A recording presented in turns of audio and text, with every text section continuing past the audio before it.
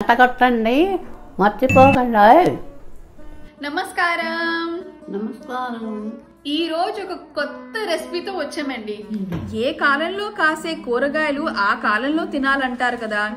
ఇప్పుడు కందమూలం చాలా బాగా వస్తున్నాయి, పైగా అది కంటికి చాలా మంచిది.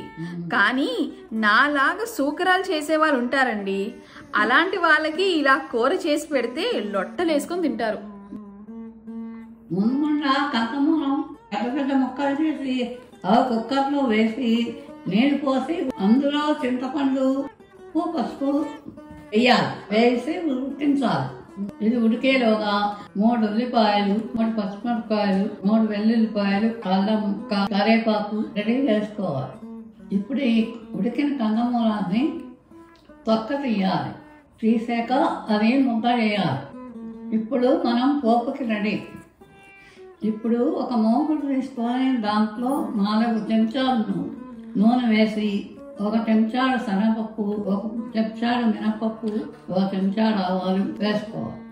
మంచిగా ఎర్రగా అయ్యాక కరివేపాకు, మిరపకాయ, అల్లం, వెల్లుల్లి వేసుకోవాలి.